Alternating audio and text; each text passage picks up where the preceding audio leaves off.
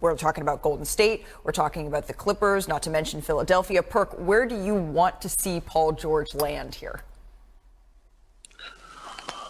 I think the best place for Paul George is the Golden State Warriors. I mean, just think about it, right? The most important position in the NBA is the wing position, okay? It's proven, right? We saw it with the Nuggets with Aaron Gordon. We saw it this year for us with the Celtics with Jason Tatum and Jaylen Brown. And we see the effect that OG Anunoby, when it comes down to title contenders, have on the Knicks. Think about this. When you team up with Draymond Green and Steph Curry, they're basically guaranteeing you a chance to win a championship. They done it for Kevin Durant. They done it for Harrison Barnes. They done it for Andrew Wiggins. Paul George, when he's in the right space, is one of the top two-way players in the game, especially at the wing position. Here's the thing, though. I want to see all of y'all.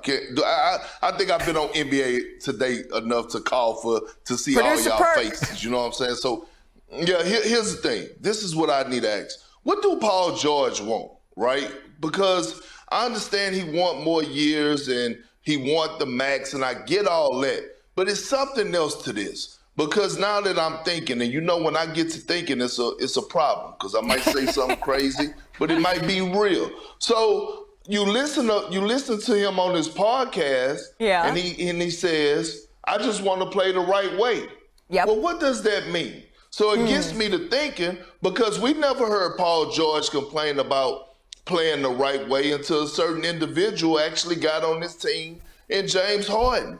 I strongly believe that it's more to it than just the money when it comes down to Paul George making the decision whether or not he still want to play with the Los Angeles Clippers. And I also strongly believe that they need to have an honest conversation, a coming to Jesus meeting about what he wants and what do he mean about playing the right way and who do he want to play with. We know he wants to play with Kawhi Leonard. We get that. But then when you talk about James Harden and his system, the James Harden system, I think it's something there.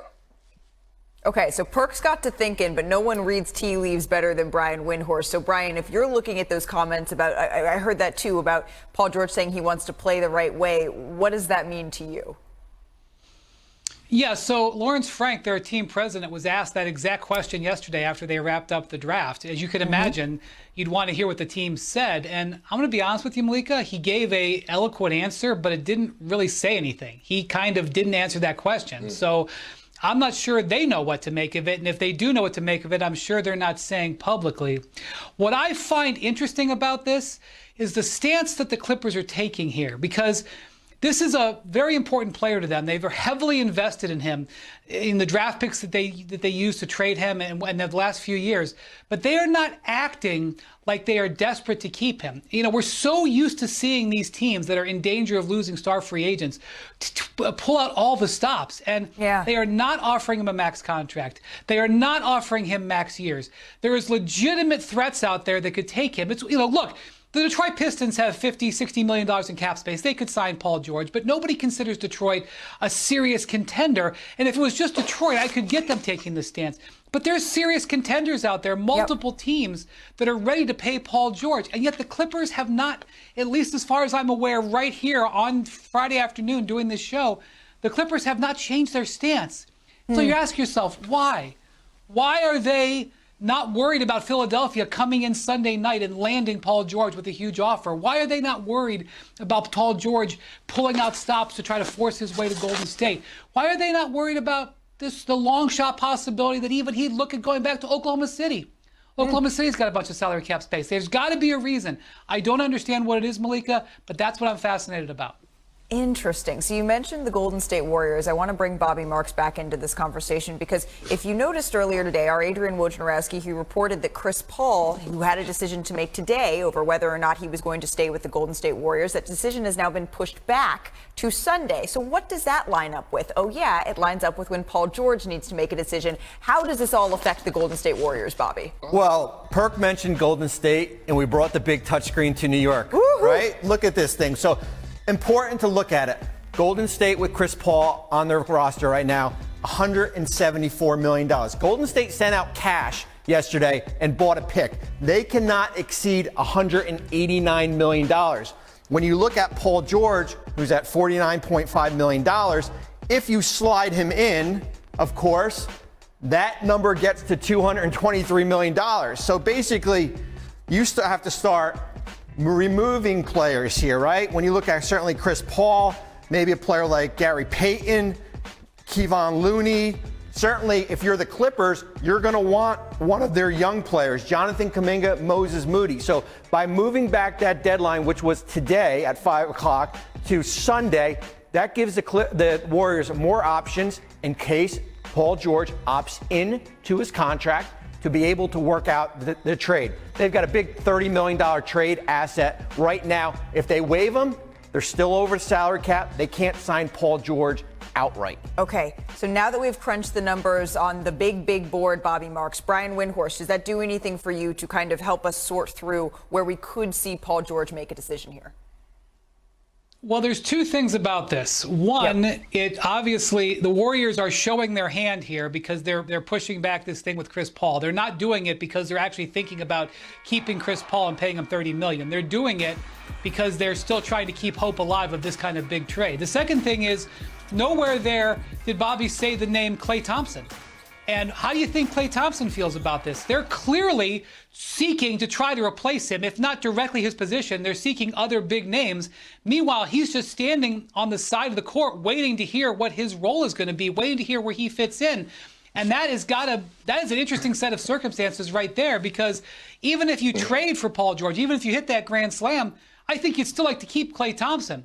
So again, I'm a little bit mystified by the stance of a player that a team is heavily invested in. I don't understand the way the Clippers are necessarily handling George, and I don't understand the way the Warriors are dealing with the future Hall of Famer and Klay Thompson, acting like those guys are not priorities. So maybe it will become clearer in the next 24, 48 hours, but I'm a little bit mystified, I'm not going to lie. Perk's just sitting back. What's this motion, Perk? No, I'm just saying. Now we're here. I've been here since February when it came down to Klay Thompson. Hey, look, if they showing you right now, Wendy, you don't have to be confused about it. Klay Thompson is not a priority. Well, we got a lot of time to go over the rest of this. Actions over words, and that. Hey, what's up, guys? Jag from Jaggy Sports here. Let's talk about Free Agency Friday. Now, here's the deal. Free agency a couple days away, and it's so much going on right now. The main piece here is Paul George. What is Paul George going to do? Because now it's got a ripple effect, right? That's the biggest domino to come. If he decides, and he's got three options, right? Re-sign with Clippers, force a trade to go to Golden State Warriors, or flat out sign with the Philadelphia 76ers. Now, what's going to happen is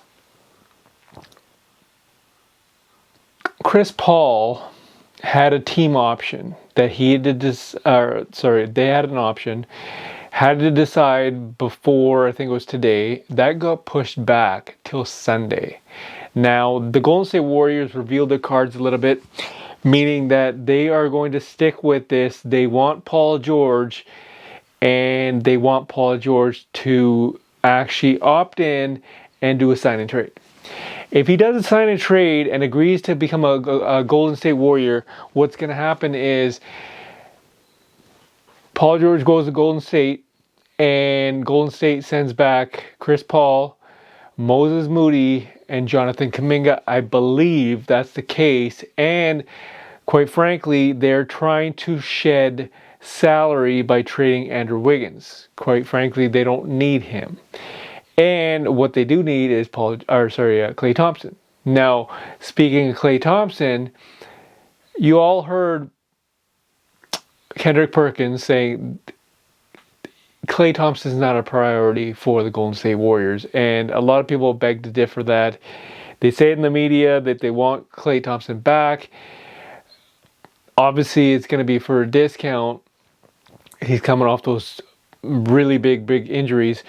But like I said, the main piece here is Paul George, right? Paul George goes, and all those players, Kuminga, Moody, Chris Paul, they all come back to the Clippers. Speaking of the Clippers, if they lose Paul George and they get all those pieces back, they're going to go after DeMar DeRozan. And, you know, quite frankly, James Harden is expected to re-sign with the Clippers, so that might happen for sure. Now let's get to the Philadelphia 76ers part. Philadelphia 76ers have got the cap space. They can sign Paul George outright. So you'd have Paul George, then you'd have Tyrese Maxey and Joel Embiid. Everyone saw that rolling eye thing, and Joel Embiid did that to Paul George, insinuating that, hey, you come play with us. However, Paul George was on record saying, hey, players talk. Kind of implying that the whole James Harden thing and Daryl Morey, why would you want to go back to the Philadelphia 76ers? So, Philadelphia has got a great team. And they need another piece. Clearly, it's not going to be James Harden. Everybody knows that. So you can wipe him off the free agency list for Philadelphia. It could be Paul George. But what I'm also hearing is it could be one Brandon Ingram. And that's obviously with a trade. Because Brandon Ingram is with the Pelicans. He has yet to sign an extension. And they don't want to sign him to a max contract because they don't believe that he is. So if he doesn't sign that contract, they're going to trade him. Now, the ones that are actually in play for Ingram are Sacramento, the Cavs, Atlanta Hawks, and obviously the 76ers. So, there's a lot of stuff at play right now. Brandon Ingram could be on his way to the Philadelphia 76ers, but that's on hold because of Paul George. Klay Thompson could go to Dallas because they just traded Tim Hardaway Jr. and 2 picks for Quentin Grimes to shed some salary. Klay Thompson could be on the way to Dallas, but that depends on Paul George. KCP is most likely going to get signed by another team that can afford him, which could be Orlando Magic, could be one of those other teams. But that, again, all depends. Denver could sign Klay, but that all depends on Paul George, right? So if Paul George signs or agrees to goes to Golden State, and Golden State cannot trade Andrew Wiggins, then at the end of the day, Klay Thompson is out, right? They can't afford what Klay is asking for. So again, that depends on Paul George. Every single play in the NBA as of right now depends on Paul George. So it's just like the waiting game, right? It's Paul George knows this, and I wonder if he's going to take a free agency tour of every single team. I don't know, but most likely what I'm hearing now is it's either Philadelphia, Golden State, or he just re-signs with the Clippers. But what I'm hearing with the Clippers, and they don't want to give him a max contract, which I find that funny because they gave Kawhi Leonard a max contract, even though the guy's injured half the time, right?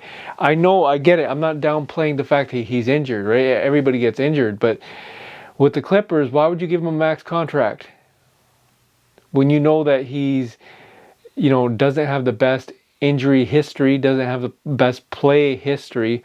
Why would you give him a max contract? So now that you gave him a max contract, you got to give Paul George a max contract, but you don't want to. So that is why Paul George is mulling his options elsewhere.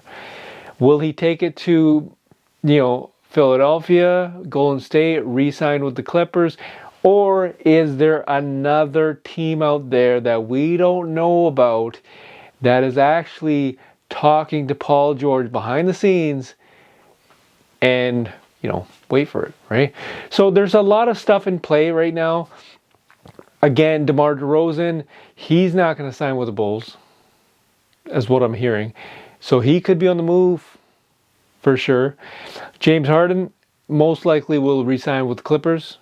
Klay Thompson, God only knows what's going to happen in his situation, because, like Perk said, he's not a priority for the Golden State Warriors.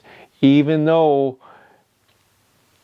it's kind of like maybe he is. But he is mulling his options. Denver, Dallas, could be Philadelphia, could be Orlando. Orlando's got money. They could pay him. But it could be a sign and trade for Klay Thompson, for all we know, right? I don't know what's going to happen there, but there's a lot of stuff in play, and this weekend should be fun. Leave a comment in the comment section. Tell me what you guys think. Where's Paul George going to go? Where is he going to go? Does he deserve that kind of money? Even though his injury history, does Klay Thompson deserve that kind of money because of his injury history? Where's Brandon Ingram going to go? Where's DeMar DeRozan going to go? Is James Harden going to go and stick with the Clippers? What I'm hearing also is Russell Westbrook will not be back on the Clippers, obviously, because he's only getting paid $3.5 million. For the amount of energy that guy gives the team, why would you want to stick with 3.5, right? That's nothing. The guy deserves way more than that. Russell Westbrook is like the Energizer Bunny. You got to pay him more than $3.5 million. I'll tell you that much. Leave a comment in the comment section. Tell me what you guys think. Jag from Jaggy Sports.